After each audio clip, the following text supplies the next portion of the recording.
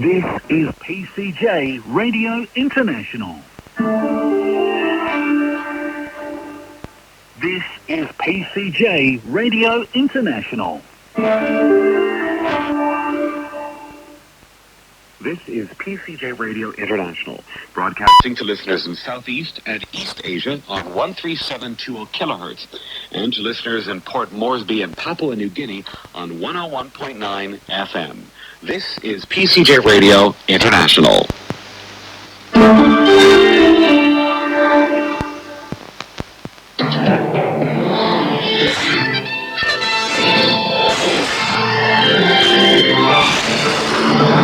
I'm Member Senate, and this is Focus Asia Pacific from PCJ Radio International.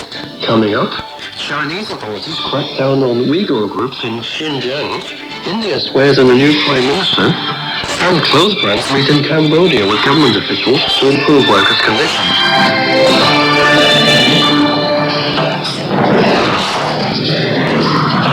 Chinese authorities have arrested around 200 people and broken up 23 so-called religious extremist Uyghur groups.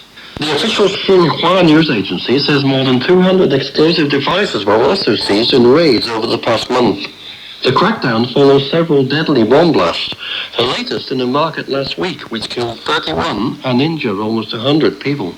Tensions in China's volatile northwest Xinjiang province have boiled over in recent years as ethnic strife escalates between the region's majority Uyghur Muslims and immigrant Han Chinese.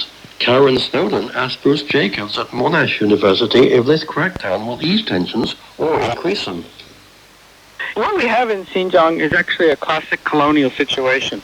The Chinese have established a colony in Xinjiang, or as the local people prefer to call it, East Turkestan. And they're doing exactly what the French Empire did and what the British Empire did. They send their own people in to run the show.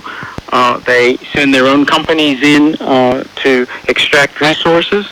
They hire only their own people. All the leaders are Chinese. All of the companies are run by Chinese. Even low-level labor is often they hire in Chinese. And then, of course, all the profits and all the resources are sent back to China. So it's a classic colonial situation. And what the Uyghurs are doing, and what the Tibetans have been doing in a rather different way, is protesting the outside rule. Well, that explains the cause of the unrest amongst the people.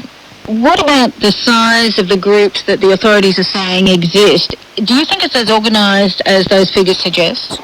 It's hard to be sure, but certainly there seem to be a number of incidents occurring not only in Xinjiang, but also in other parts of China, which seem to be, and at least have been accused of, we're not absolutely sure, that Uyghurs are involved. So I don't want to sound like I'm condoning, going out and killing people, because I'm not. But at the same time, people have been under oppression for many years, and this is a way of striking out. Well, we've seen 31 people killed and almost 100 injured in the latest bomb attack in Urumqi, and that's the second attack in 3 weeks. Perhaps it's understandable, is it, that the authorities are going to clamp down and try to prevent these indiscriminate killings? Absolutely. If you've seen the movie The Battle of Algiers, you can see the French tried to clamp down too. It was a brutal battle. So you're equating this situation with the French colonial situation in Algeria and the uprising there? Absolutely. Why? Because the French had a very strong control. They didn't let the Algerians run their own show, and the Algerians wanted to be independent and free. There were many similar things. For example, the French sent in lots of French people to colonize the area. The Chinese have actually sent more people in. Now Han Chinese account for about 40% of the population in Xinjiang or East Turkestan. So people who have never been run by the Chinese before, at least by a Chinese state that was based in China for over 2,000 years, are now want to get some freedom back. So there's no historical basis for Chinese control of this area, and yet it's very, very strong. And is a separate state of East Turkestan, as the Uyghurs are arguing for, the answer?